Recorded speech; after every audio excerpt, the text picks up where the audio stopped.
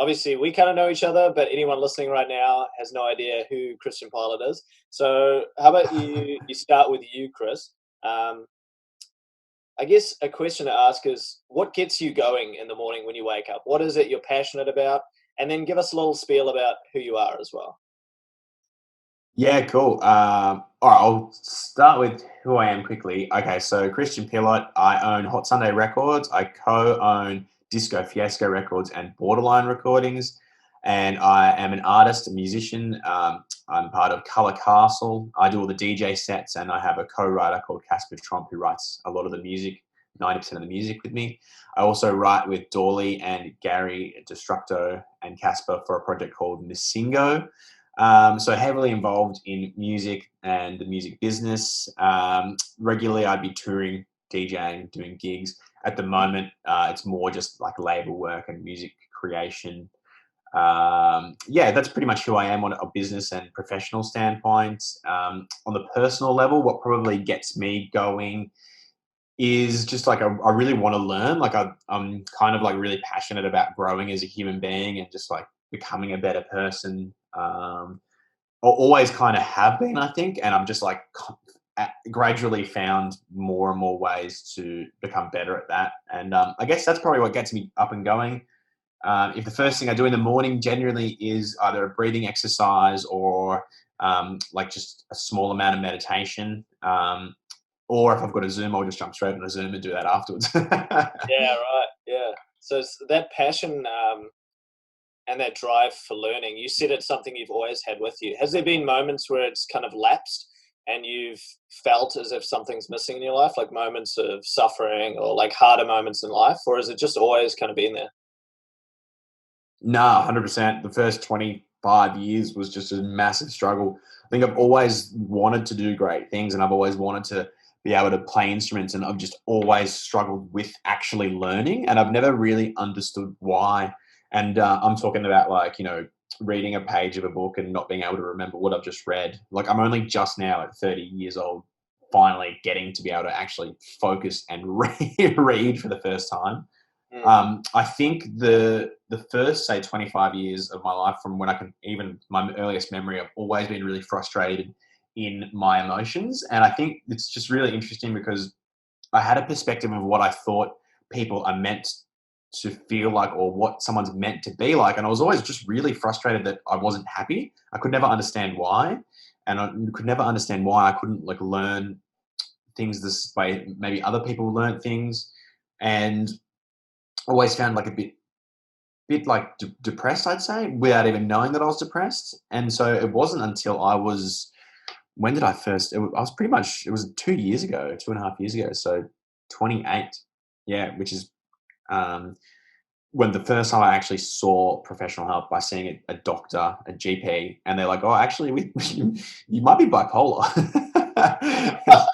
So that was, yeah, basically my partner worked in mental health. She still does work in mental health. She did um, a degree in forensic psychology and psychology. And after 2.5, almost 3 years together, she goes, oh, a lot of your traits, lead towards some sort of mental illness. Like it's kind of like there's some instability there. Your mood changes and it can, it's not quite right. She goes, if you see someone about this and you figure out kind of what that instability is, that chemical imbalance is, you might be able to work towards just being a lot happier and healthier and having a more stable mood. And I was like, oh, okay.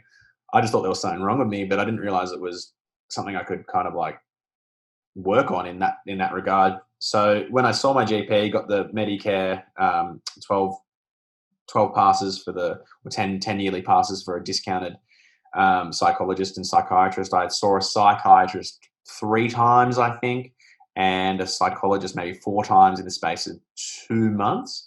And I was diagnosed by both of them as bipolar type 2. And basically each time I saw either the psychiatrist or psychologist, I just got different tools and tricks and tips, and was able to actually start working towards this kind of like invisible enemy that I've been fighting my whole life without even knowing. Mm-hmm. That's fascinating, bro. First of all, thank you so much for sharing that.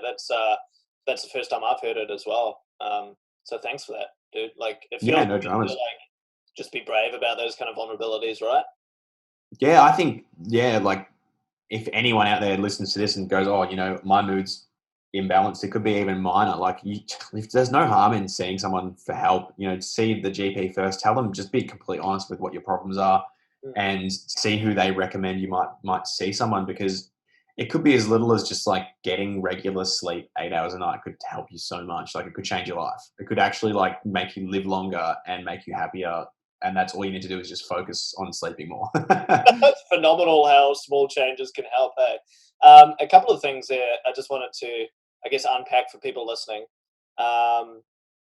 Yeah, I guess the idea about seeing psychologists and seeing psychiatrists, there's this weird stigma around it, but to me, it doesn't make a lot of sense. When you break it down, you go to a doctor because you've got physical problems. So when you've got mental problems, Yeah. you go to a doctor of the mind, right? Someone who understands the mind. So like you go to a psychologist, you go to a psychiatrist, but people have this weird stigma that makes you like fucked up or weird or not normal. And it's like, no, that makes you incredibly intelligent because you're getting your Yeah. shit sorted. um, 100%. the question I have for you, just quickly, because I think there'll probably be a lot of people listening in wondering now about bipolar, what it is, and whether maybe they have something similar. So, do you think you could kind of give like a brief idea on what bipolar is? Yeah, so what I think it's commonly mistaken with is schizophrenia. So schizophrenia is like multiple personalities, whereas bipolar is manic depressant or elevation. So I was at times elevated, and I actually realized that I put myself into elevation. For example, I did trained at the gym every day for 2 months and did bulletproof coffees. So I was on basically the kind of like paleo diet, where I'd have just fat and coffee in the morning. I wouldn't eat until dinner. I'd have one big meal of just basically fats and proteins, no carbs, and then I'd go to bed.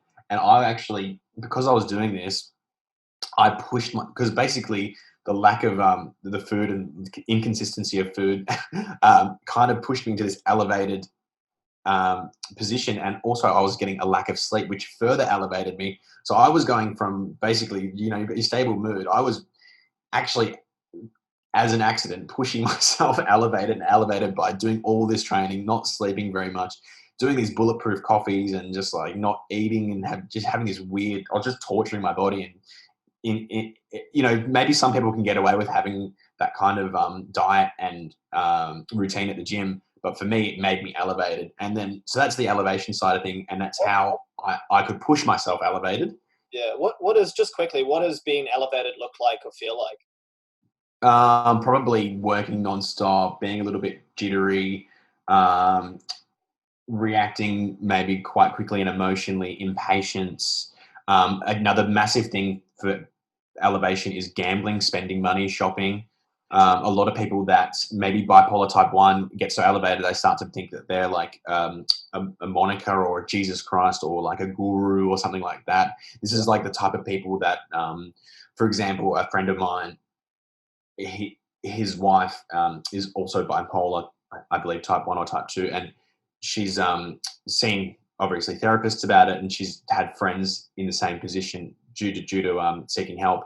And someone that she knew was bipolar and so elevated, they thought that they actually what's the Scottish movie Braveheart? They thought that they were Braveheart, and they thought they had to go to Scotland to save.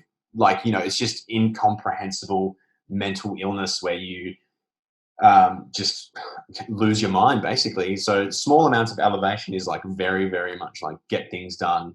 You might do gym, you might be more inclined to drink, take drugs. And so like amphetamines and things would push you elevated. Lack of sleep makes you elevated. And it just, it's not very nice. The problem with the elevation is a lot of people like to feel elevated. And even myself, I'd be the same, because you actually get a lot of shit done. Like, you don't sleep much, you get a lot of work done, but you're very irritable and very stressed, and it's not healthy. Yeah, yeah. And it's interesting, right? Because when you put yourself in that state, and I can't speak, I guess, from a professional standpoint when it comes to bipolar, in terms of stress, when you're stressed, like the science shows, when you're in a stressed state, you're just not accomplishing nearly as much purposeful work as if you were in a state or a good emotional mood where you're calm, you're relaxed, you're focused, you're in the zone. There's kind of a difference between like being focused and being elevated.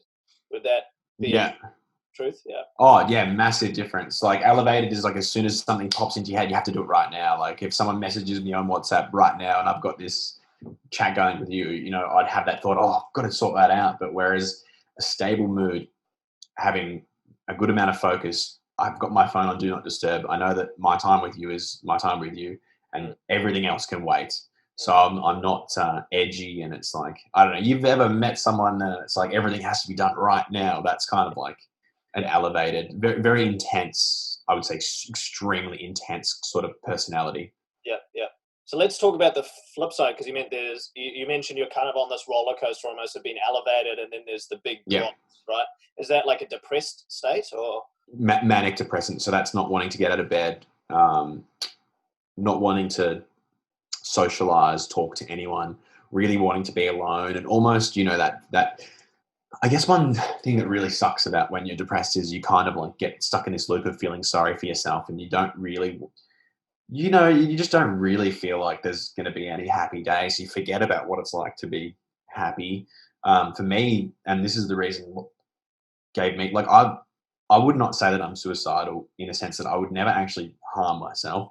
But in the back of my head, I just had this image of myself hanging myself nonstop. I couldn't get rid of it. It was just like, and it's like not something I want to do, but it's obviously not nice to have that image in your head. So that was like, I couldn't control that image. It was just always there. That thought was always there. And it's just like, that's just hell. And it's just like, when you definitely don't want to do that, and you just keep reminding yourself, remember how happy you were when your mood was stable. That was something that I would try and think about and remind myself. So I guess, to answer your question, what I would say manic depression is your classic kind of depression, what you would think about being depressed. If you can't really imagine that because you've never been depressed, you know, you probably have seen similar stuff in movies and TV shows or read books. You can kind of picture that depression, just like wanting to stay in bed all day and wanting to drink and having really restless sleep and that kind of thing, not wanting to socialize and just wanting to be alone. Yeah, right. So I guess, just so I understand fully, I guess being in an elevated state, so just talking about, are you bipolar type 2, was it? So bipolar type 2 isn't as, I'm on the lower side of bipolar, which means I'm not heavily medicated or anything like that. Someone that is bipolar type 1 would be on a lot of heavy medication. And what would happen with them is just uncontrollable cycles. So I can only speak for me. I think everyone would be different. Obviously, I'm not a psychologist, but type 1, you might go through a depressive 2 weeks and then an elevated 4 days, and you don't really understand why. And, you know, on those elevated 4 days, you might get everything. You might just get heaps of done. You might get outside. You might be like really excited. And then all of a sudden, bang, you're back to being like not wanting to leave. And obviously without the proper medication, the proper chemical balance going on, if you can imagine like being in a relationship with someone like that is difficult. Being that person is difficult itself. But if you're in a relationship and you're constantly you're constantly changing your mood, not that you're doing it intentionally, but your mood is constantly changing. It's very hard to gauge whether, you know, you might have a trip planned to Bali. How do you gauge that you're going to be in a stable, positive mood and it's going to be a good trip? I think you're always on edge. So I think that's sometimes why people mistake bipolar for schizophrenia, because you do seem to have a bit of a different personality, and it's just those two different moods, but it's not like a completely different personality. It's just still yourself, but you're just either depressed or elevated, or as I am more recently, a nice stable mood. Yeah, I bet that feels fantastic, right? Like being able to understand like how to keep yourself and as close to that midline as possible. I mean, obviously there's going to be fluctuations either side, right? I think that's normal for anyone, regardless of whether you have bipolar or not. But for you, being able to be in that little wiggle instead of that huge roller coaster, that must tell me about that. That must have been such a moment of just like clarity and just joy, right? It's taken 2 years, and I think it's like Yeah, it's just been a process, and it does go up and down. And I think you can't ever stop that. And especially when things like coronavirus happen and the whole world changes overnight for you. And with my career, everything's closed and all that sort of stuff. You have to just if you're not always thinking about your mental health as the number one most important thing, it's going to go up or it's going to go down. So for me, I've just set up a routine and I've got all those tools and tricks, whereas I know the most important thing for me is to get sleep. So for example, I just moved this is a classic example of how important it is to be honest with people around you and why you need to always focus on your mental health. I just moved to the country and I'm staying with my mum, my stepdad, his brother and their kids. And I've just moved into the house and everyone's on different schedules. And so my stepdad's brother wakes up at 5:30. I go to bed about 11, and I was getting woken up at 5:30 and getting to bed at 11, and my sleep cycle was really, really disturbed. And I could see, and this is like looking at myself from a third person perspective. I can see myself getting agitated and just short and not having a lot of patience. And I'm like, all right, mum, we need to spend a couple hours and figure out how I'm going to get better sleep. Otherwise I'm just going to be hard to be around.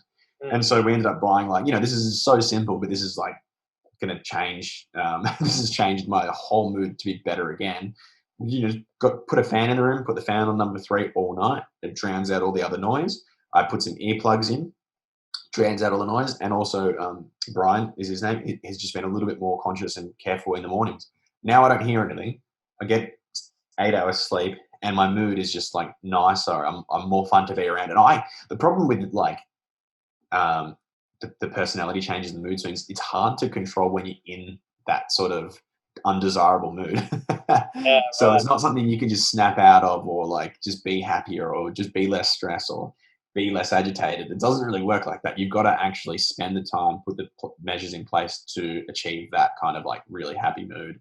And it might take 24 hours. So you've got to be smart enough to cancel all your plans for the day. Like last Friday was when I was feeling really tired and I had a bunch of stuff on. I said, look, guys, I'm really sorry, but we're going to have to reschedule. Obviously, it's a bit easier with Corona. Everyone's completely understanding.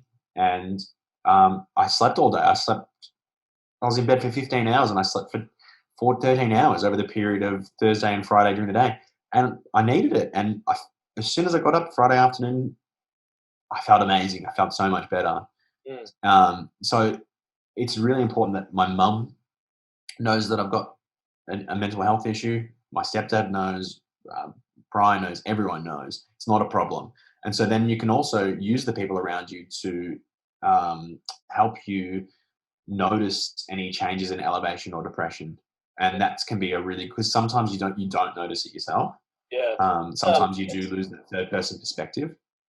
Yeah, I guess sometimes when you're in that kind of elevated or depressed state, you kind of lose your ability to be objective about the situation, right? You're stuck in that kind of subjective. Yeah. I guess let's move into. I've actually got that written down as one of the things I wanted to talk about. So it's kind of good we're moving in that direction. Cool. In terms of how can let's say there's people out there listening who they might not have a mental health issue themselves. They might feel relatively in control of their minds, but they've got some friends out there or some family members who seem to be showing signals that they think might indicate bipolar or depression or anxiety or any other sort of mental health issue. What are some of those things that people can notice and pick up on? And then maybe how can they approach those people and talk to them?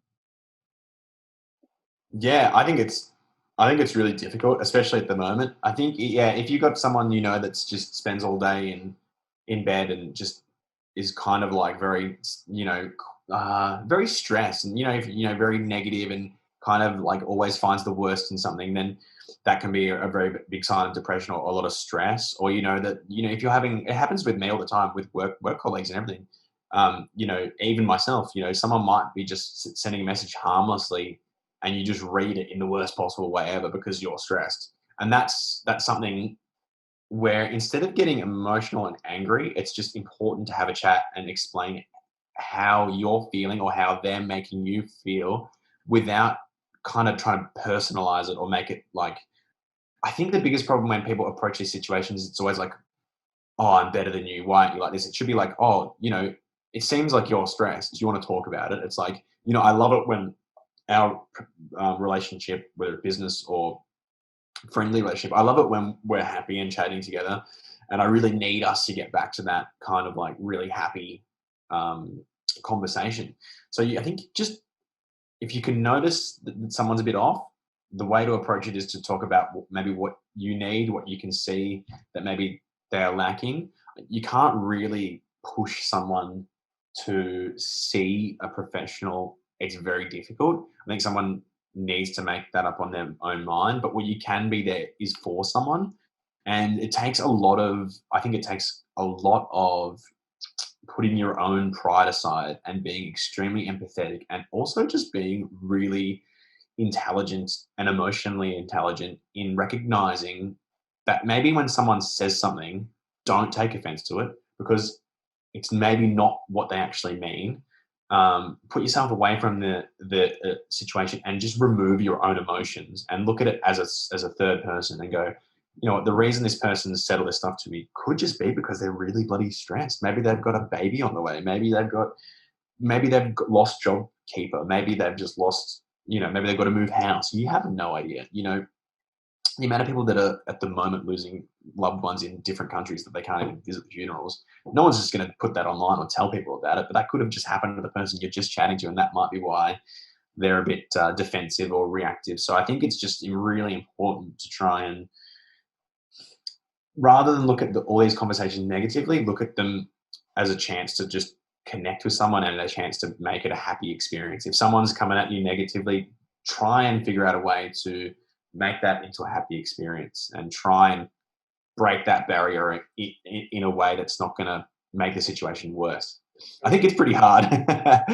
Yeah, no, I think to summarize it, really, it's to, like you said, come from a place of empathy. If someone says something that seems like, whoa, holy shit, I can't believe this person just told me I'm an asshole, or I can't believe this person just said whatever. Like you said, like, it is really easy as human beings to come from a place of ego and think, oh, how could you do this to me? But the moment you can just pull away and be like, wow, this is really not normal. Like, I wonder if this person's okay. Maybe I should just ask if they're okay. And like you said, you can't force someone to go see a psychologist, or you can't tell them that. Mate, nobody is okay right now. Yeah. That's the thing. At the moment, with everything going on, nobody is okay. And I think you can't take anything anyone says personally, whether it's someone on the internet fighting with you. Just like, this is the world's in a pandemic. Absolutely nobody is right now is not stressed. Everyone is on some sort of stress. And I think that right now is you can understand that, right, because of what's going on in the world. But even without coronavirus, everyone's still stressed. Like, nobody is perfectly okay. So I think, just don't take things personally and just look at things objectively. How can you make things better, not worse? 100%, man. There's power in that, being able to look at things objectively. And that's something I am working on every single day. And I know that there's always going to be moments where I take offense to things and I let my ego get in the way. Like, it's just, we're human, right? Like, we're having this human experience together, and there's times when we do take things personally, and that's okay. But that's where meditation for me helps. And I'm assuming for you as well, where you're able to kind of go, all right, 5 minutes ago when I reacted, I wasn't coming from an objective place. And okay, I understand now that what that person said to me wasn't designed to offend me. There's probably something going on in their life. And then I'll come back and say, hey, look, I'm apologizing for the way I reacted. What's going on? Yeah.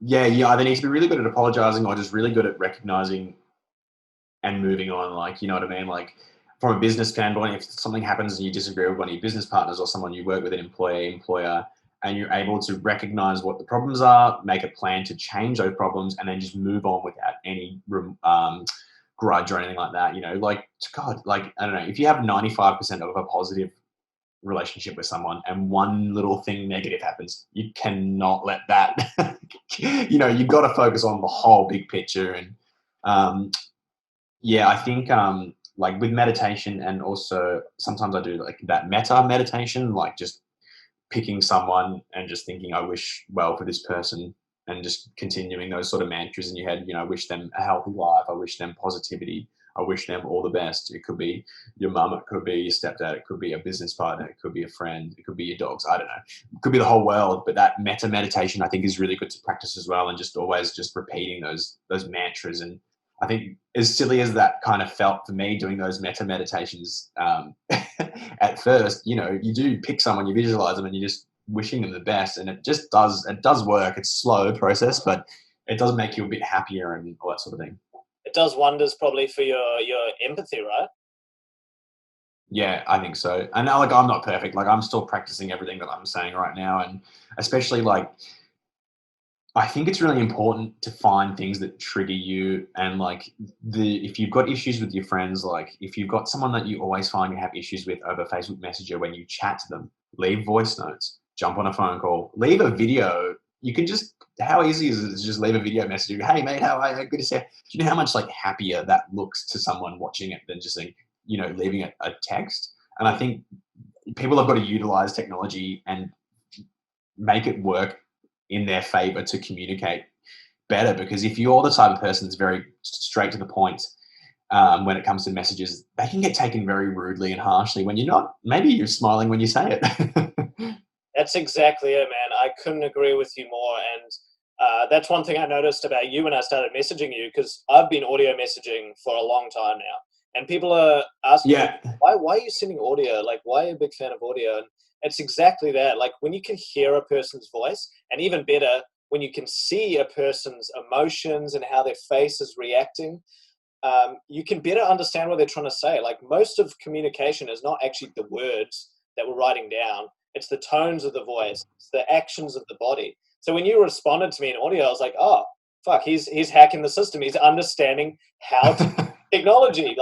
And I have this theory, this is a little off topic, but I have this theory that, we're children, then we're teenagers, and then we're adults. And a lot of people think, by the time you turn 21, you're an adult. But in truth, it's normally 30 or even 40 when you actually become an adult and learn to understand how to interact and be interdependent and independent at the same time, right?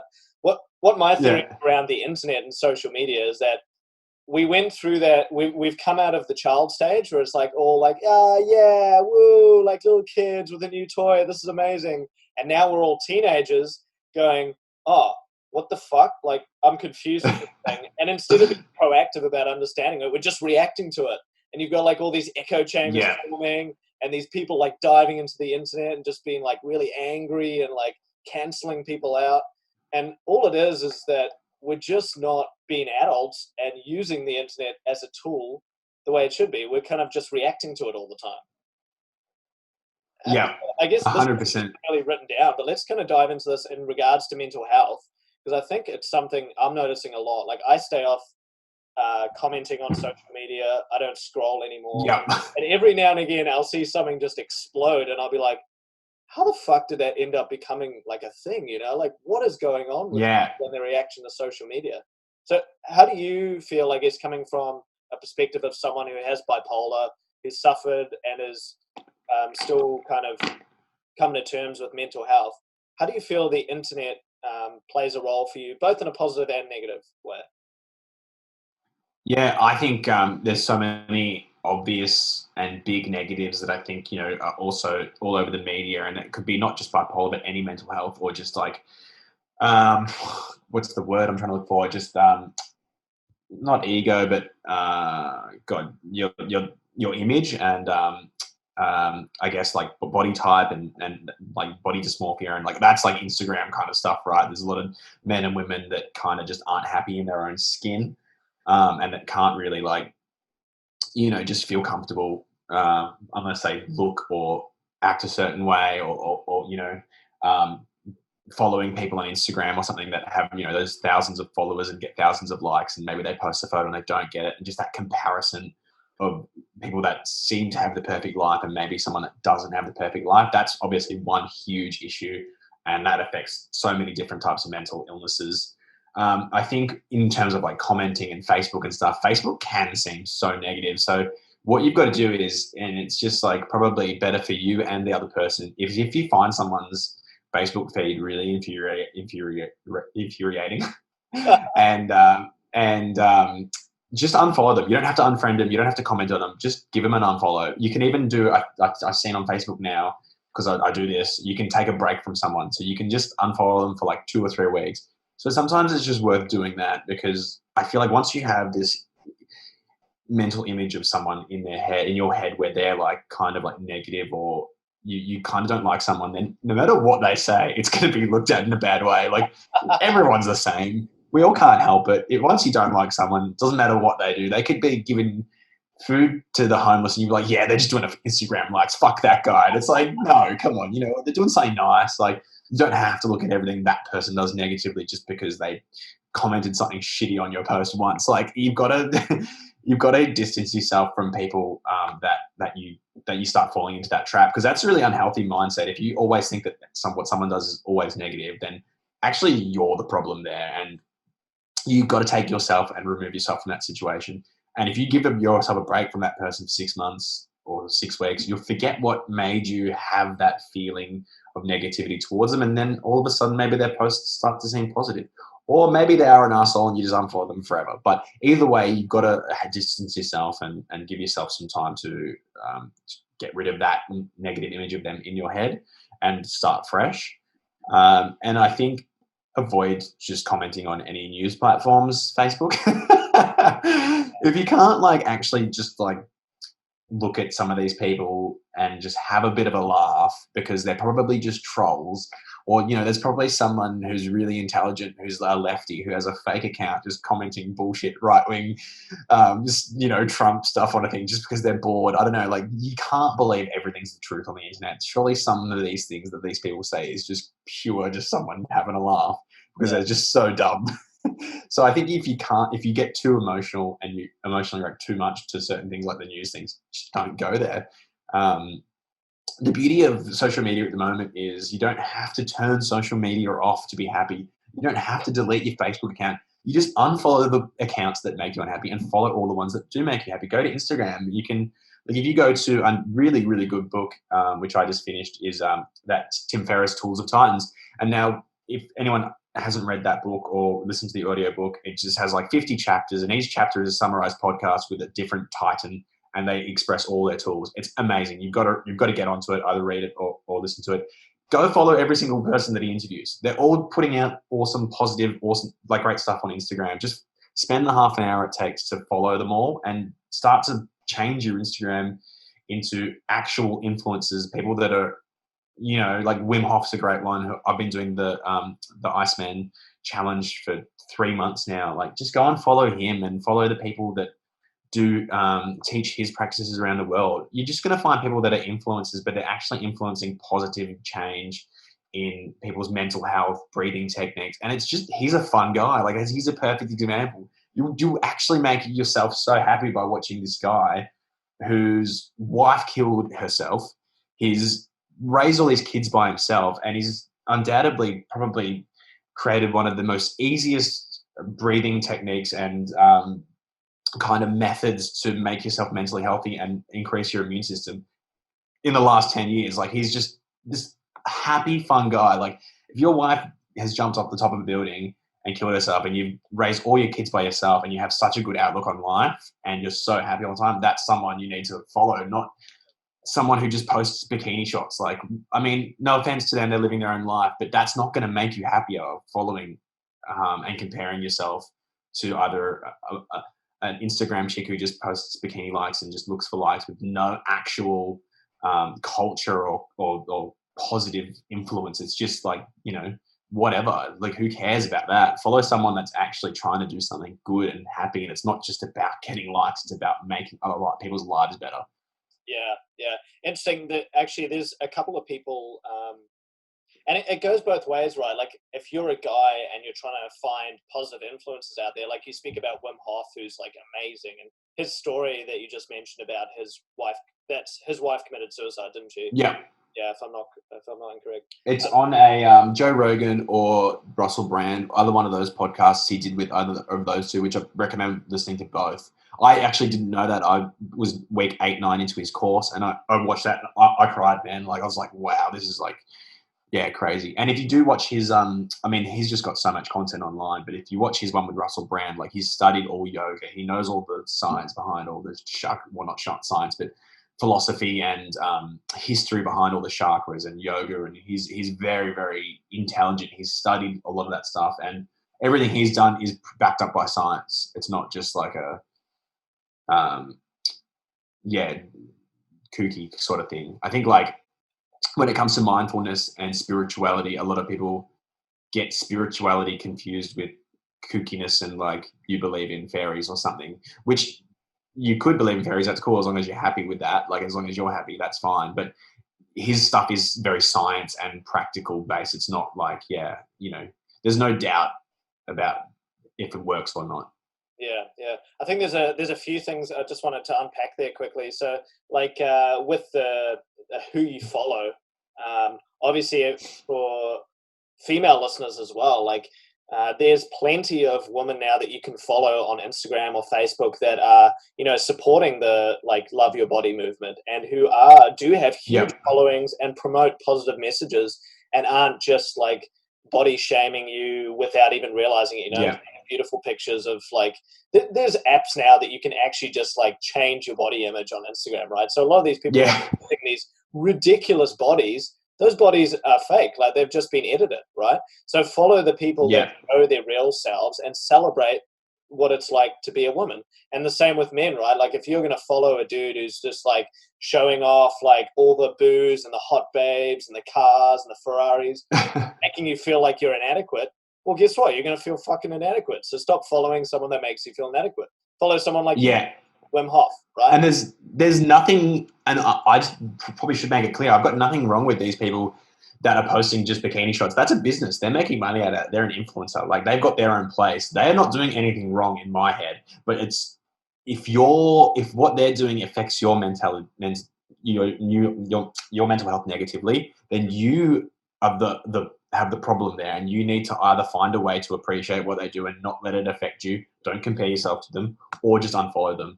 But there's nothing wrong with all these people posting all this stuff. Like it is a business, if they're happy and they're doing it and they're an influencer, then I've got no problem with that.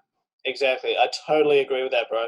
The next thing I was actually going to say is like this idea that it's really easy for us to blame other people for our problems, right? But quite often the people that we're following and the information that we're consuming, it's in relation to our own shadow, right?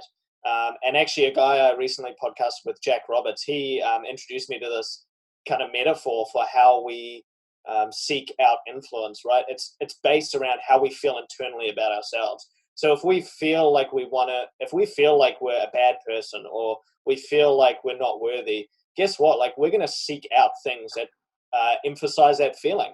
So if you look at your Instagram and you see all of these profiles that are just making you feel really bad, the question to ask yourself is, why do I feel this way about myself? Like you need to take responsibility for that first, right? Like you need to address that there's a problem internally and then change the external factors influencing it afterwards. Would you agree with that? 100%. Yeah, definitely. That's super correct.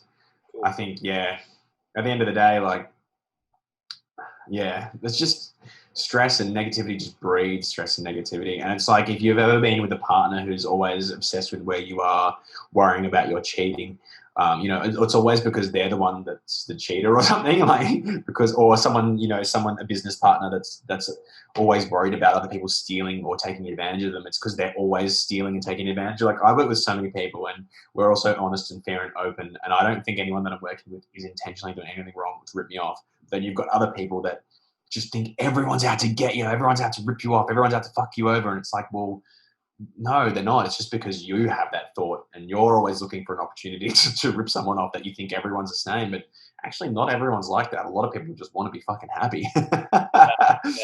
100%, man. There's power in that too once you realize or you kind of identify, wow, like this isn't them, it's me. Like it sucks at first, like I bet for you as well. Like it's really like it's a moment of deep suffering, right? When you realize that, you're responsible, you're like, shit, no more scapegoats. I've got to do something about this.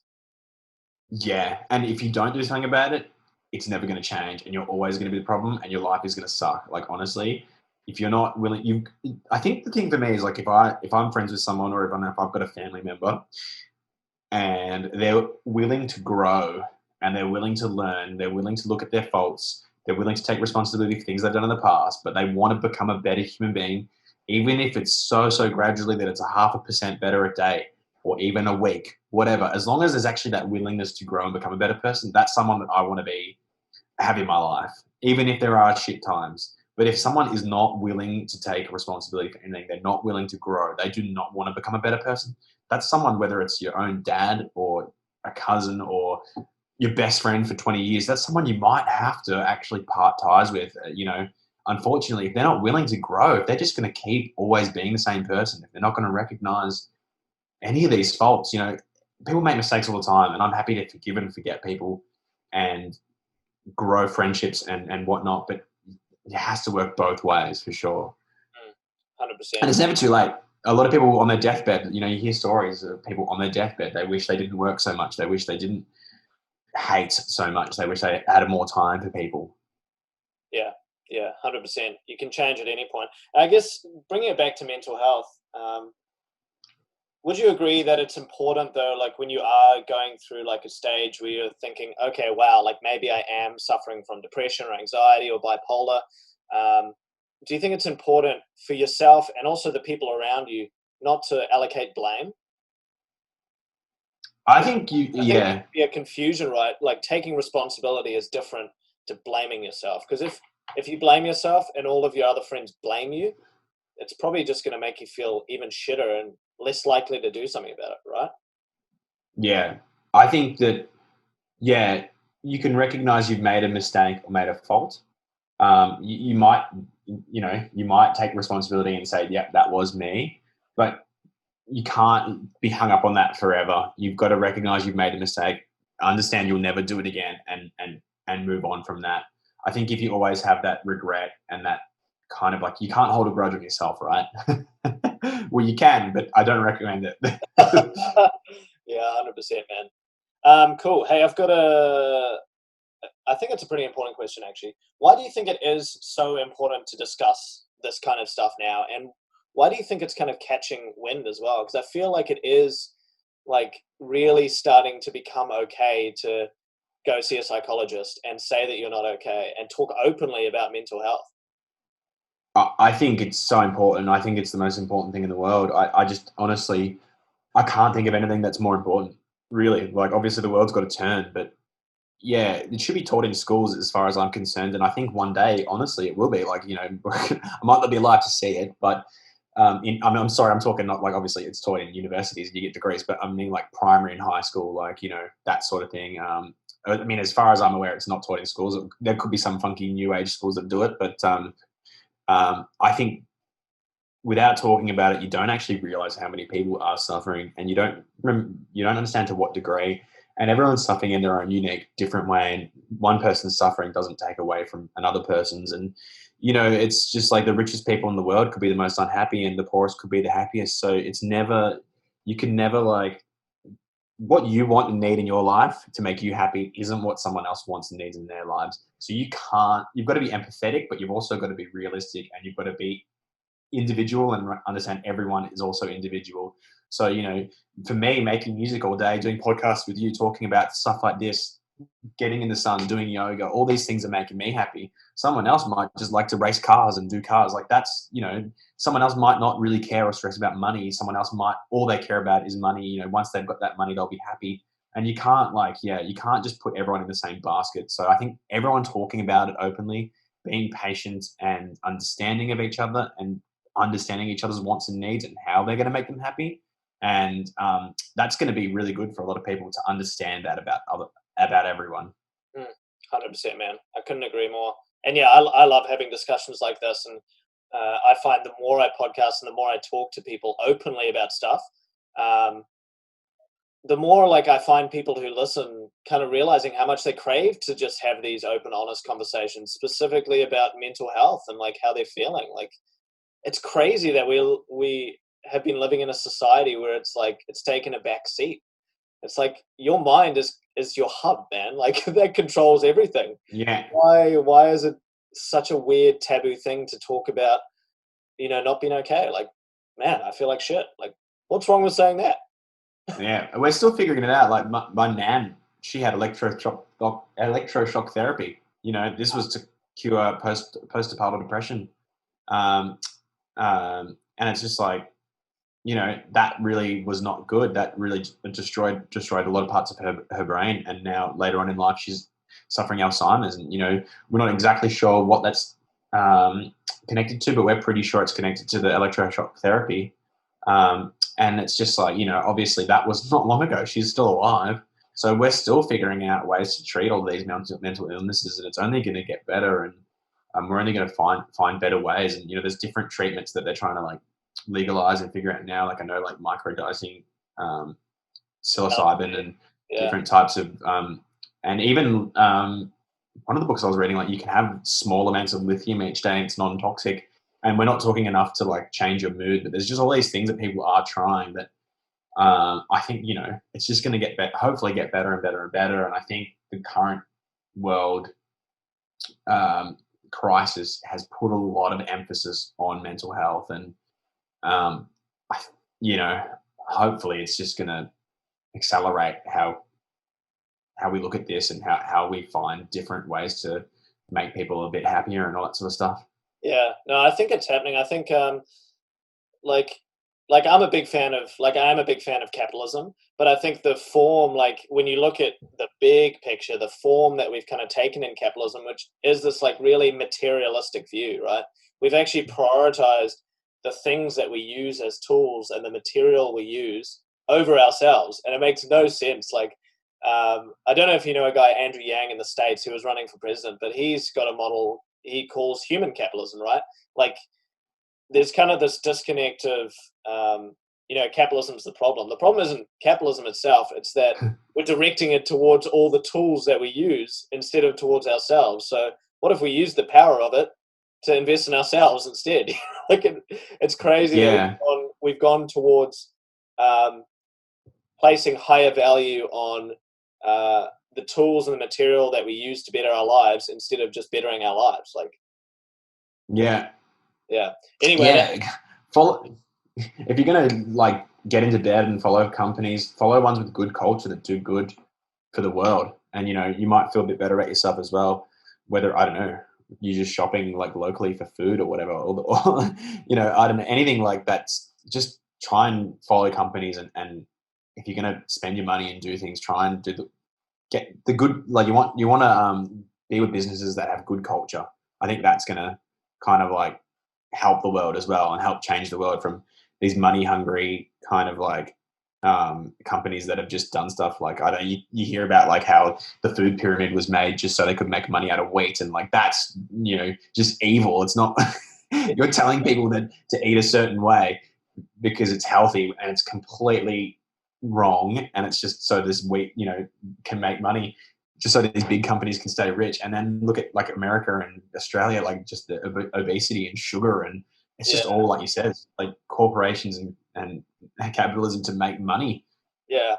I guess the macro question there is like, what's the goal of all this, right? And if the goal isn't like to, I guess, better our lives and to enjoy our lives more, then maybe there's some serious thought that needs to go in there as to like what our goal is with our model of capitalism or whatever the governing model is, right? Or the economic model. Like, what is the goal here?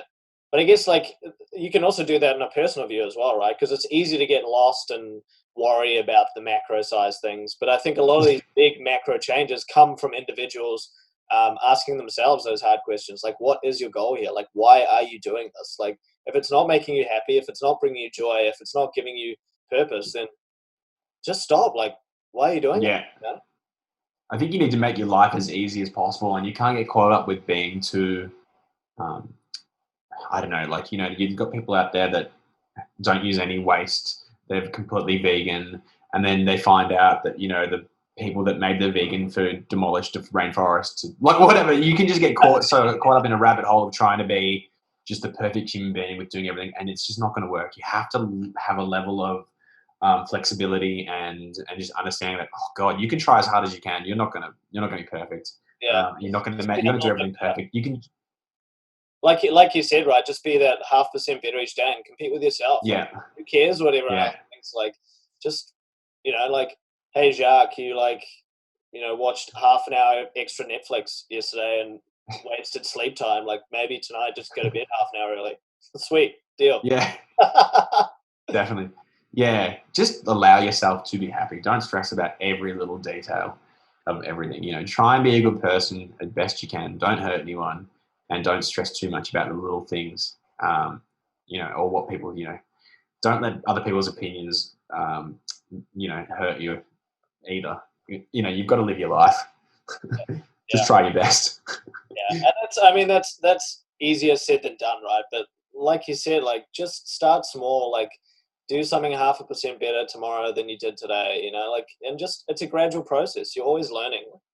Don't be hard on yourself. Like, you're gonna fuck up. You're gonna make mistakes. You're gonna have bad mental days. You're gonna be depressed sometimes. I assume it's like that for you as well, right? Like, some days you do kind of back into that roller coaster trap, but you can't dwell on that. You just got to try and improve a little bit more the next day. Yeah, and another thing with that, you're exactly right. Another thing with the social media thing is, like, don't shame other people to make yourself feel good. And also, when someone is shaming people to make themselves feel good, recognize that. Like, I saw something the other day, and it was off one of the positive accounts I followed, I thought was funny. Well, I really disagreed with it, and it was like, a 3-step thing to do today. Number 1, do something for another person. Number 2, do something nice for the homeless, or do something for charity. And the second or third step was, don't put it on social media. And it's like, you know what? If someone wants to put something nice on social media, just let them. Don't have to judge them. You don't have to think that it's for false pretenses. So I think, like, you just don't have to take everyone's advice, or you don't have to feel shamed because, if you put something nice on social media that day that you did for other people, in the morning you might see that post that might make you feel bad. It's like, well, you shouldn't feel bad. You've done something nice for other people. I put everything on social media. If I'm going to do nice to something, it's probably going to end up on my social media because I literally just post everything. I don't think. Yeah, I think. Yeah, it's good, right? Like, I think it's awesome that you're sharing positive vibes on social media, because it's just so negative, and it comes back to that negativity that we have as human beings. So the world is craving positive messages. Like, everything I post on social media now is like, I did a new podcast about this where we found a solution for that. Or like, hey, I read this article that might make you feel good. Or, hey, like, I patted a dog on the head today and it made me feel good. Like, I'm done with the negative, right? So, like, don't be caught up like, oh, I can, if I'm giving something or I'm being kind, I can't share it. It's like, you know what? Maybe I know. I don't get it. Make someone else feel good. Like, it's okay to tell people, because you're being the change you want to see in the world, and every time you do something nice and put it on social media, you might influence someone else to do something nice. This whole idea that if you're going to do something for charity or do something nice, you have to shut the fuck up about it. That day is over. Like, sure, people can do that, and that's amazing, and it's just like, that's a beautiful thing as well in its own right. But I think we should all be doing nice things for people. We should all be posting it on social media because it's just going to change the culture there. Yeah, 100%. Like, it's crazy when you really pull out of it, like we were talking about before, and be objective about it. It's like, it's crazy to think that you're making yourself feel bad about wanting to make other people feel good about something good that you did. It's like, man, you're way down the rabbit hole there. Just fucking, like, if you feel like sharing and making someone smile, just fucking do it. Like, just do it. Yeah. And if you don't feel like sharing it and you're just content with the fact that you, like, had a good convo with a homeless guy and made him smile, that's great too. Like, don't think about it too much. Yeah, exactly. Just do what makes you happy. It's the same sort of thing in the music industry. Someone's like, this one artist has posted, why are all these musicians or DJs putting a track out every 2 weeks? Don't they want to just, like, are they doing it because of this reason and that? And it's like, mate, have you ever thought maybe they're just putting a track out every 2 weeks because that's what makes them happy, because they like making music? There's no other agenda to try and trick Spotify into, making them famous. Like, sure, you're going to try and utilize whatever you have to get as much exposure as possible, but sometimes if someone just does something, the reason behind it is because it makes them happy. That's the reason. Yeah, like, it's crazy how much we overthink things, right? And I can say my brother like, is infinitely happier this lockdown than he was the first, because he's playing music every week and he's putting music out every week. And at the end of the day, like, by showing that he's so pumped, you can see in the videos, he's just like, yes, this is what I love. And by sharing that, sharing that love, and other people are going, man, like if he can do it and he can still like find passion in what he does, even with all this crazy shit going on, maybe I can do it too. So Yeah. it's okay to share that stuff, man. Like, don't overthink it. Yeah, and when everyone was doing these live streams, there was a lot of people like that were just saying negative things about it and just putting it down. And it's like you've got the wrong outlook on it. You've got the wrong perspective. Stop putting stuff down. I'm not going to say anything negative about you because then it's just shaming someone to make myself feel better. But stop that train of thought of always putting other things down. Just let someone put something up if it's a live stream because it's making them happy, like you said. And you know what? If you didn't instantly have a negative thought about it, it'd probably make you happy too. Yeah, true. And I guess it comes down to that, like if you are the person receiving those negative comments, it comes down to that realization as well, right? Like that person's probably really sad, which is why they're commenting like that. Like it might be that situation where you just reach out and say, hey, like this makes me happy. Are you okay? Like what's going on in your life? 100%. And that's actually a really important thing. And this is again for like kind of the music industry or anyone that's like kind of got that social image where they're always online or they're working with people that are out. Like for me in my worst time before I started to get better initially, this is before I even realized that I had a mental illness. It's just when I just realized I was depressed and wanted to feel better. And I reached out to family. That was when I was 24 years old. And up until that point, I was just posting a lot online, arguing with a lot of people. And I had a few people reach out to me and give me really good advice. They're like, every time you're arguing with someone, you're killing the chance of a future ally. Plus, you're putting all these negative things, whatever they may be, you might be just a sour person writing something stupid because it gets a lot of likes, but you might be offending someone, for example. And each time you post that different status, you're offending a different person. Plus, thousands of people are seeing it. You might ruin a future relationship you never knew you could even have because this person's looked at your statuses. They're like, I don't want to work with this guy. He looks really negative. Like he's posting all this stuff. I've seen him comment on things and argue with people online. For me, do I want to work with someone who argues with people online? Fuck no. I want to work with someone who's easy to deal with. So every time you're on social media posting negative things or just being involved in negative chats, arguments, you're not changing the world. You're just upsetting yourself. You're just upsetting the other person. And you're ruining all these possibilities, all these future chances for yourself. You're actually just shooting yourself in the foot. So don't be that person. Yeah, 100%, man. 100%. I couldn't agree more. Hey, so I guess we're kind of moving nearer the end of the podcast. I'm pretty sure we could chat about this like a day. Like mental health is so broad and like there's so much to cover, right? And we've only kind of just given people a taste, but I'm pretty sure there's going to be a lot of stuff in here that people who are suffering themselves, silently suffering, might get a little boost to do something about it, even if it's a small change. So speaking about those small changes, you talked about meditation before and you talked about having conversations with people and being open and honest about how you're feeling. What are some other like tools and tips, let's say it's exercise or whatever, that you think can help people who are feeling like not okay right now, especially in this crazy world we're living in, or think that they might have some sort of mental illness? What are some of the tips and tools that you would give them today that they can start implementing? If you're manic depressed, see a GP, do a Zoom, get mental health issues and see a therapist. You won't regret it. If you're kind of just like a little bit depressed, you don't really feel like you need to do that. Do one thing today. If you're listening to this, just do one thing today that's going to make you happy. Don't worry about anything else. Don't worry about the whole day. Don't worry about all the hours of the day. Just find one thing and do it that is 100% going to make you happy, whether it's just go to the park and go pat someone else's dog or, I don't know, just go for a run, go for a walk. It doesn't have to be goal orientated, but just do something that makes you happy. And then other things you can do as well is like I've got an Aura ring, which is something I bought online. It came pretty quickly. It tracks my sleep. I try and get consistently 8 hours a night a week. If I don't get 8 hours a night, I'll make up for it the next day. Don't get more than 9 or 10 hours because you can oversleep as well. So just try and get a consistent, nice amount of time of sleep.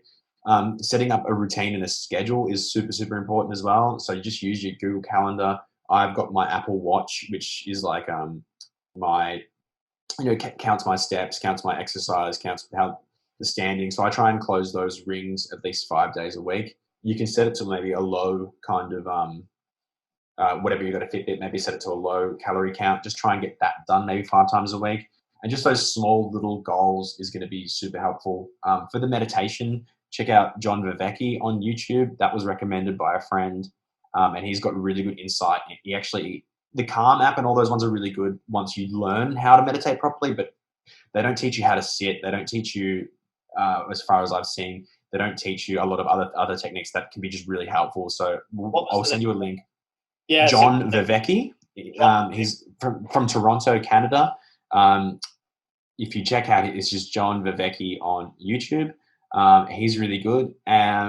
So sleep. If you struggle with meditation, John Vervecchi is a really good one. The Wim Hof method. Everyone should be doing this. This could just be 5 or 10 minutes of breathing exercises a day, and you don't have to do the cold showers, but recommend the cold exposure and cold showers in the mornings. I'm a big fan of cold showers. Just quickly, have you seen the video where it's Aubrey Marcus and what's his name, Lewis Howes, and all those guys? They go and do the cold baths with ice baths, doing the ooh, and they're making all these weird noises and shit. I literally do that in the cold shower in the morning. I'm doing it a real private kind of dance, and it helps so much. I'll sit there for 2 minutes.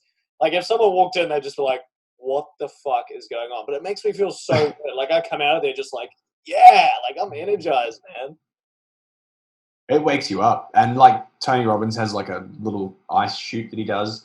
And that's just those people you mentioned. Follow them on Instagram. Follow Tony Robbins on Instagram. Go to Tim Ferriss's thing. Follow all those people on Instagram. Aubrey Marcus has got a great audiobook. If you don't really like reading, jump on those audiobooks. There's so many good ones. Own the Days, that Aubrey Marcus one, which is fucking amazing. Yeah, my favorite audiobook is Atomic Habits. That's amazing. So what I do is I've got an app called a Streaks app on my phone, and I've got just daily tasks, and once I've done them, I tick it off. And what I do is I try and do these tasks 2 minutes a day. So if I meditate for 2 minutes of the day, I mark it as a complete task. I could meditate for 10 or 5, but all I try and do is each task for 2 minutes a day. The breathing techniques, as long as it's done for 2 minutes, I tick it off. Same with exercise, bass guitar, reading a book, piano practice. And then I've got little things on here I'll just show you. I've got my vitamins. So it just reminds me with an alarm, you forgot to take your vitamins. There's 12 things on my Streaks thing that I do every single day. Yeah. And I tick them off every single day, and they've got alarms, and that's how I keep organized. And that's just an iOS app called Streaks. It's with John Vervecchi, the Streaks thing, and maybe also the web method. Maybe if you can send me some links, I'll put that in the description. So if anyone listening right now, all of that information will be in the description if you want to take some steps today to kind of sort out your mental health. That Streaks thing is awesome, and that's a prime example of you using technology as it should be, right? As a tool to improve your life, rather than it's just linked to my watch. Yeah, wow. So I just pressed. Oh, hang on a sec. So I just press so it sends me alarms, and then I just press that, and it's oh, cool, there you go. I just mark them off. So it's just that's amazing. It's just there. I've taken my vitamins every day for a third of the year. No, a third of the year now. I haven't missed a day, except for a couple of days when I've done fasting, and it's I would never remember to take my vitamins otherwise. Yeah, right. So I guess let's just because there was a lot of information there. So maybe just quickly, there's so many things you can do, right? A few of the main ones that people can do straight away is sleep 8 hours a night. Get your sleep. Yeah. Eat healthy and take your vitamins. Put things in your body that are going to make you feel good. It's super simple. If you do those 2 things alone, it's scientifically proven that you're going to have more longevity and more joy in your life. It's not even a myth anymore. It's those 2 things are incredibly powerful. Sleep and eat right. Yeah. The other ones were meditation, breathing techniques, the Wim Hof method, the exercise, the do things that bring you joy. Just get out for a walk. Yeah, go out for a walk. What else? A couple other ones you just covered then. I know that in Aubrey Marcus's book, he says get in the sun as soon as you can. The sun makes you happy. The sun gives you energy. So try and get some sun. Yeah. What else do I do? Yeah, and just try and find a few things that put you in that flow state that will get you out of bed. For me, playing bass, playing piano, any instrument really, you forget about everything else and gets you in that flow state. and just don't multitask anymore. Just if you're a multitasker, just quit multitasking. Stop doing it. Never do it again. Focus on one thing at a time. Put your phone in the other room if you want to try and read a book, and really give yourself that opportunity to focus. Because once you start getting into that flow state, and once you start focusing and you do a few little tasks a day, for example, you might want to just wake up, have a cold shower, go for a walk. While you're on that walk, listen to your audiobook, and then you like to cook. My thing is playing bass guitar. You might like to cook. So you cook. And if you've done all of those things before 11 a.m., you're already going to feel so accomplished for that day. If you fuck around and do nothing for the rest of the day, you're already going to feel like you've done so much. So I think you need to try and do a few things before lunchtime, just so you can feel accomplished for the rest of the day. Yeah, 100%. And those things don't, like you say, they don't need to be major. It can be as simple as getting up and going for a walk, or listening to, maybe not even an audiobook, just listening to a podcast, or like making a smoothie instead of like eating something shitty from McDonald's, just those tiny small wins. I think that you probably got that out of Atomic Habits, if I'm not incorrect. Yeah, 2% rule, 1% rule, sorry. Yeah. But the way I kind of see that is just filling your cup up in the morning early, getting all those small wins in. You fill your cup up to the brim, and then if shit happens throughout the day, like you've got plenty of like positive energy to kind of absorb the negativity, like 100%. Yeah. Yep. Amazing. That's awesome, man. You got a pug? Yeah, Paolo's here. There's a pug hanging out. Hey, how's it going? My pug sit by one of my neighbours' pugs every now and then. Nice. I've locked my dogs away. Oh yeah, get a pet as well. That's a really good one. Get a pet. yeah, I think Paolo's on that actually. I'm this close. Yeah. No, my friend just bought a dog yesterday, and like my dogs I spent 3 months without my dogs during isolation, and it sucked. And now I'm back with them, and they make me so happy. Like, yeah, and you know what's really good about having a pet like a dog or something? It actually forces you to get outside and walk. It gives you that little bit of responsibility. If you don't get outside and walk your dog, it's kind of like you're exercising without even thinking about exercising. Like, that's my friend who's a personal trainer gave that advice. You want to do as much passive exercise as possible. You take your dog for an hour walk, you don't count that as exercise, really, do you? But you've actually just exercised. Yeah, true, man. I totally agree with that. Yeah, I think that's something Paolo's seriously looking at, actually. Oh, mate. Dogs make you so happy. Oh, they're just the best. They just radiate so much joy. There's nothing. Be like a dog. Just be happy about everything. There you go. Bonus, they've got the ultimate mindset. Bonus tip: go buy a dog or a cat or whatever animal brings you joy. Yes, 100%. So I'm just going to move into something I do now in every podcast. It's called the 4-in-1. So basically, what happens is I ask you 4 questions, and you get to ask me 1 question, whatever you want to ask. Cool? Yeah, cool. Awesome. And then once we've done that, I'll probably just get your details for people who want to get a hold of you or maybe want to have a chat. Are you cool with that? 100%. Amazing, bro. Cool. All right, let's kick it off. So, first question for you: what was the lowest point of your life, and what did you learn from that? There's been a couple. There's definitely been a couple. I think the major thing to learn was to see help, reach out to family, and reach out to friends, and obviously seek professional help. That's the turning point. The first lowest point was family and finding the right family member, which is my mum, to talk to and get support from. And then the second other, probably equally as low point, was to seek professional help. Yeah, right. Because at the end of the day, my mum's not a psychologist, is she? Yeah, true. Your friends and your family can help to a certain extent, right? But you need to go seek that professional help. It's like you wouldn't go to a mechanic to get your hair cut. Yes, definitely. Go to the right yeah. Yeah, because if you're just going to friends and family, you're just getting advice from their personal experiences in their life, and it necessarily, even if they have well wishes, and it's nothing, not saying anyone's done anything wrong, it might not be the right advice. Yeah, true. Don't take any of my advice.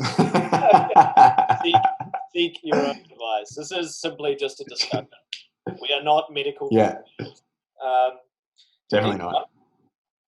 Where do you see your music career taking you? Yeah, I definitely think that outside of coronavirus, it's going to be worldwide touring. We're working on a lot of big stuff with some pretty big artists in America, and I think I've almost just set myself up over the past 5 years to slowly get more and more portable and easier to travel. So, like, for example, I've just been doing all my work recently on these headphones. I didn't even have a studio set up, and we've been smashing it. We've started and finished tracks. You know, this morning I was on a Zoom at 6 a.m.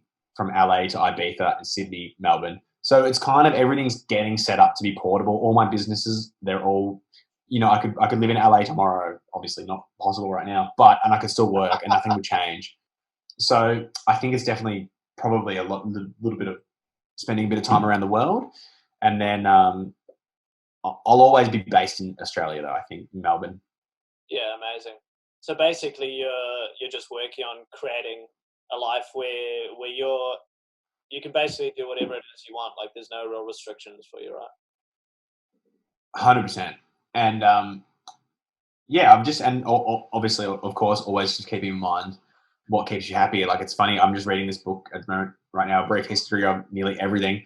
And it just goes through all, like, the brief history of pretty much everything. And it's just like all these scientists and, you know, Albert Einstein and, like, people that, you know, discovered dinosaur fossils. And it's like all these people that have made such a big impact to the world, and they're actually just like, they're so famed, but they led the most miserable fucking lives. They were never happy for one reason or the other, or they just had all this beef. And it's just like, you know, we're talking about the 1800s and 1900s, and we're talking like old school, but, you know, as important as your work is and you want to do great things, don't lose sight of the fact that you want to be happy. I think that's something that I tell myself as well. There's no point trying to do the world if it's going to make me miserable or something. So I'm trying to do it all the right way, and I'm not impatient. I'm just like trying to enjoy the journey and that sort of thing. That's a good way to be, bro. It's a good way to be. I totally agree with that. Yeah, like, people get caught up in, I guess, in the rhythm. Things start getting really out of control, and then they lose sight of, like, why they're actually doing something, right? And that's so important. I think that's probably the thing you just highlighted there. Yeah, like I wouldn't trade my happiness for like a #1 worldwide single. I wouldn't trade my happiness for a Nobel Prize. I wouldn't, you know what I mean? Like I wouldn't, you know, my happiness is always going to be the #1 thing. Yeah, nice, bro. I totally agree with that. Cool. So next question. This one's a little bit different. If you had to be in another person's body for a day, who would that person be? Yeah, right. Shit. Maybe Stephen Hawkins? Oh, wow. Okay. Why? Understand the mind. He's just so smart, just to be able to understand how to think like that. And then I think also the perspective of being so disabled. Like, I think you'd come back to your own body and just be like, run a marathon again or something. Oh, wow. Yeah, I'm not as intelligent as him. So I'd love to be able to think with that level of intelligence and just to experience that. And then, yeah, I think, like, obviously he's come from being able to walk and talk and to, you know, I can't remember exactly what his disease is, but it's just, MS. Yeah. MS talking through a robot voice thingo. Don't know the technicals, but I think that would be a humbling experience and also a very learned experience. Yeah, that's fascinating. Cool choice. Okay, so last question for you, and then you get one for me. This one's a little bit different. Would Mahatma Gandhi have had a great career as a music producer?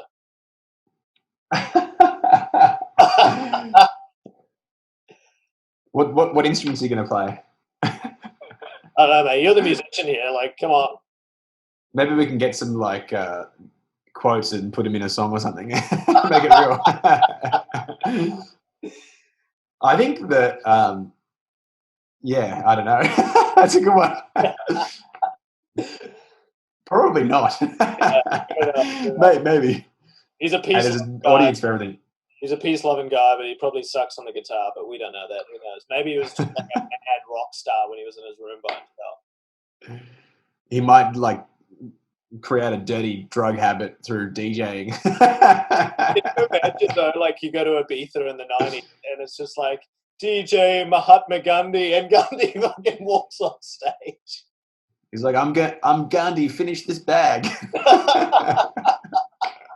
Okay. Unreal. Cool, man.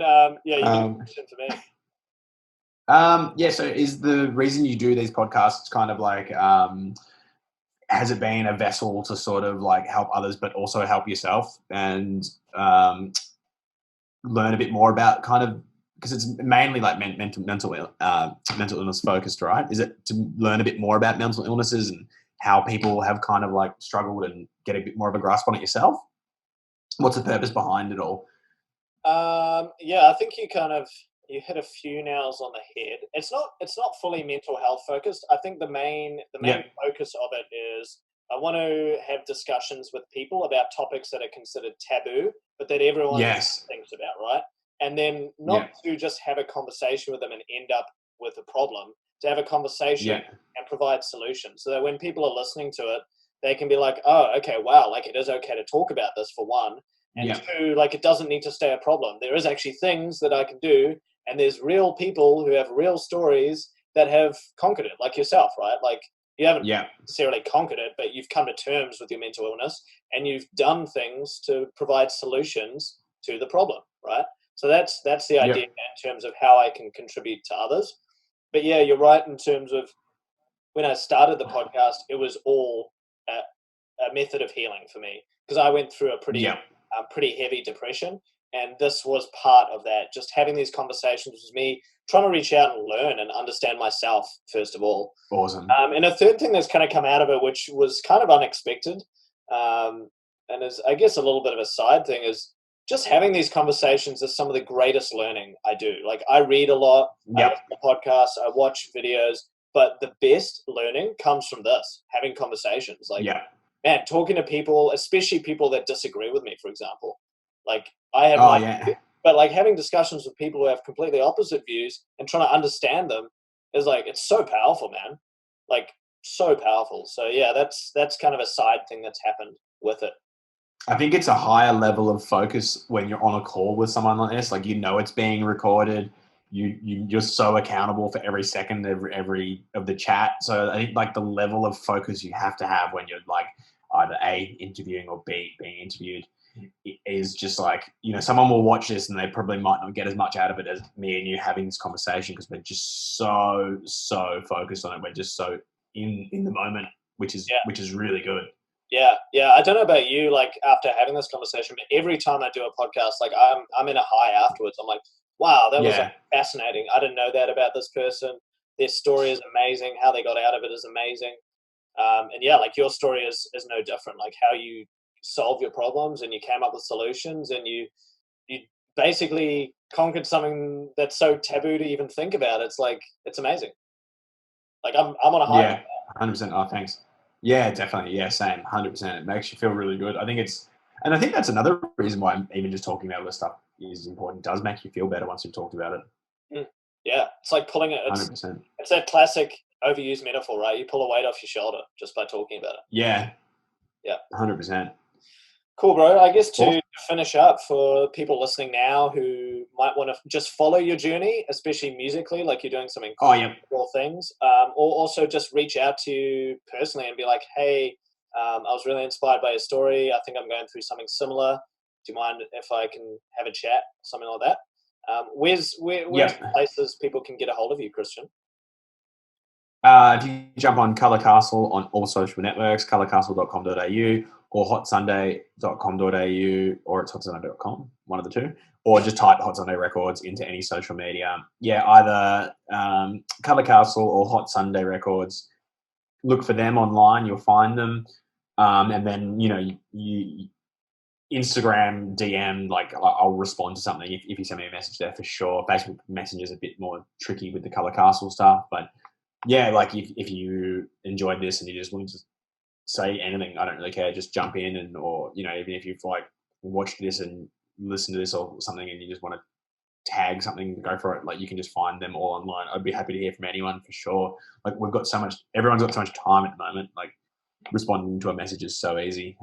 If you're more interested in the music stuff, then yeah, we've got.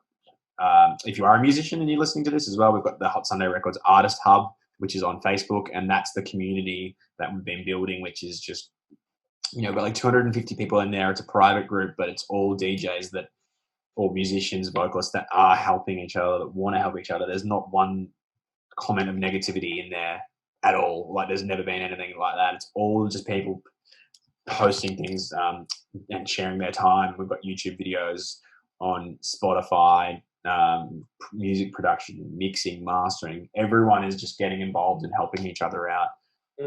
So that's probably the three main things I'd take a look at.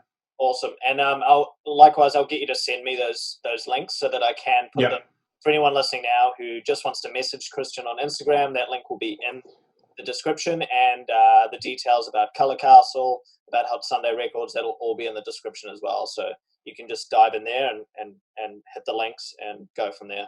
But yeah, I think that's kind of it, Christian. So thanks so much, dude, for sitting down. Like, it's crazy to think we kind of only had our first yarn about a week ago, and we're having this amazing deep discussion. So like, thank you so much. Yeah, definitely. It's good to talk about. You know, it's not always, it doesn't have to be at 5 a.m. at Revolver either. Or, you know, at an after party or a kick on at a, around a glass table in a backyard smoking durries. Like take these conversations and have them in the real life sober, and, you know, doesn't, I feel like that's probably where most of these conversations start, right? After a bender or something. And that's exactly it. That's a taboo thing to talk about, right? But it's so true. And I think that's such a good way to end it. Is like, you don't have to be half cooked at 5 a.m. To have a deep discussion. You can actually just maybe wake up at 9 a.m. and go have a coffee and say to a mate, hey, like, I don't feel so good. Can I talk about it? Yeah. You have to reach out. You really do have to reach out, because it's hard. You know, it's hard for people to talk about this, and that people don't know how to approach it. That's difficult. So you have to be the one that reaches out as well. Awesome. Thanks. You got nothing to lose. Fantastic. Thanks, bro. All right, mate. No worries. Cheers, mate. Thanks so much.